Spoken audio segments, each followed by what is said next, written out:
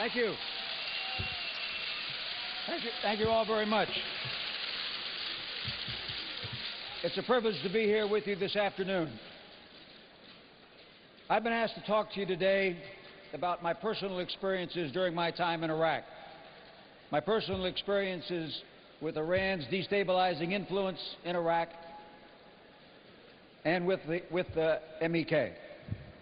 I can tell you up front that over time my knowledge and experience grew, but I left Iraq with two conclusions that I'll share with you now. The first, and this will come as no surprise to you, but the leadership of the Iranian regime clearly used terrorism as a means to accomplish its political and its ideological objectives in Iraq.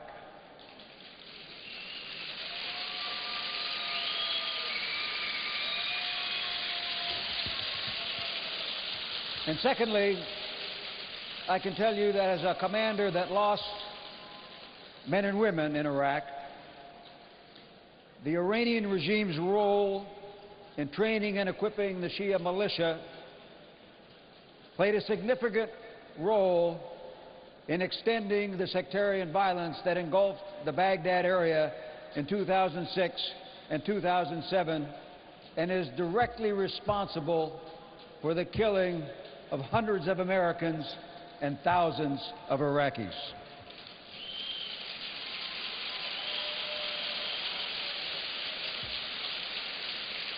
Now, before I get into the specifics, I will tell you in the spirit of full transparency that I am one of 26 Americans on a modulus list that is denied travel to Iran.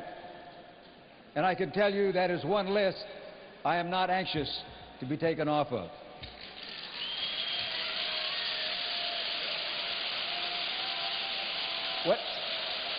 When I went into Iraq, we believed that the Iranians had two diametrically opposed goals.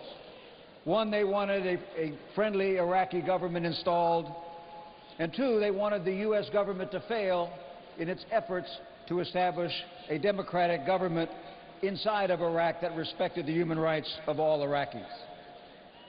It became clear to us over time that there was an active campaign that leveraged financial support to political organizations, humanitarian support across the south of Iraq, and military support to Shia militia to accomplish these objectives. I got my first indication of Iranian influence in Iraq about 60 days after I arrived.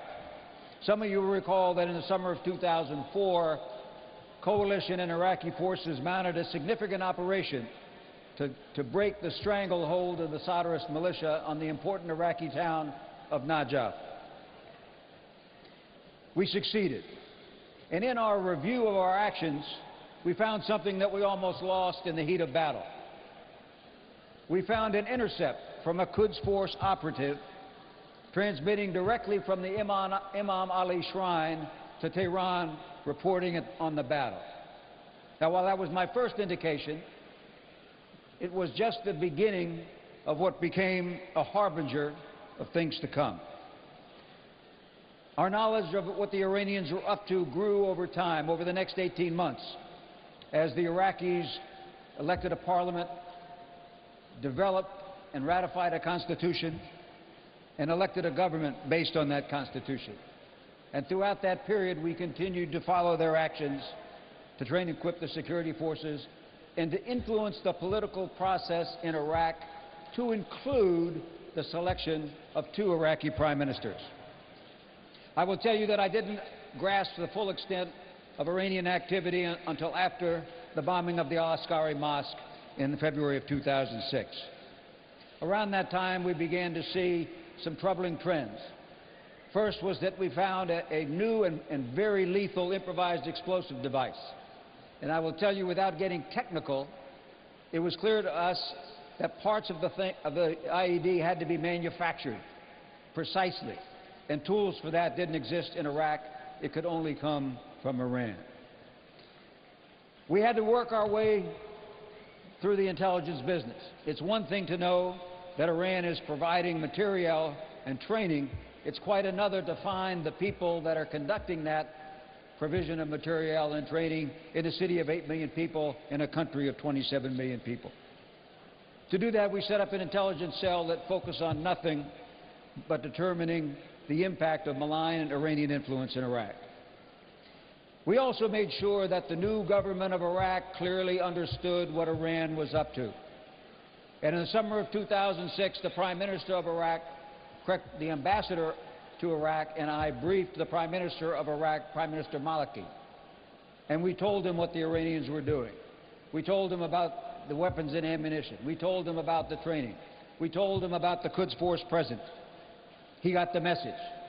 And at the end of that briefing, he looked at me and said, "They are conducting terrorism in our country." Yes, Prime Minister, they were.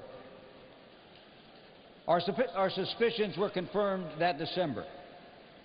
That December, we captured 6 Quds Force operatives in a safe house in central Baghdad. One of the rooms was configured as a command center with maps on the walls, Baghdad identified by sectarian markings, and arrows were on the map to designate potential population movements. We also found weapons receipts for weapons that had come in from Iran.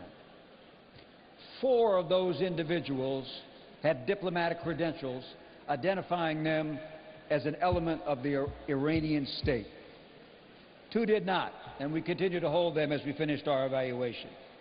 Probably the most disturbing element of that discovery was that safe house was directly linked to the Badr Corps, which is one of the significant Shia militias in Iraq. So it was clear that there were direct links. So as I look back, it is absolutely clear to me that the Iranian regime uses terror as a means to accomplish its political and ideological objectives. They've done it in Iraq, they've done it elsewhere in the region, and there's no doubt in my mind that they will continue to do it. I believe that all of our governments need to continue to focus our attention on Iran, and I believe that is so linked, a regime that is so linked to terror cannot be trusted to possess nuclear weapons.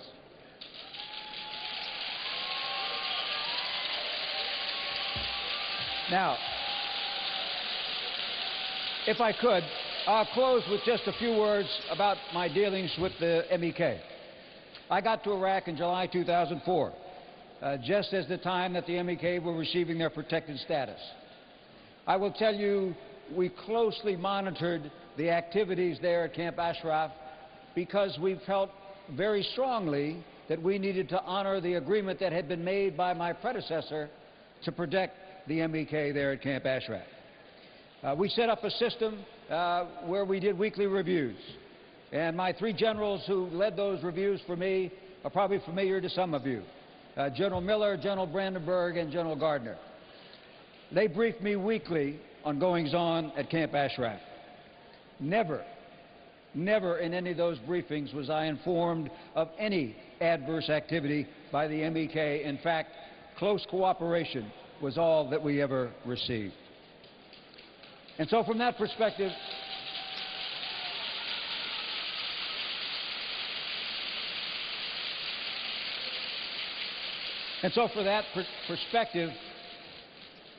I watched with grave concern the events of 2009 and 2011, those tragic events. And they only reinforced to me what I believe is the best opportunity for everyone: the rapid and safe removal of the MEK from Iraq.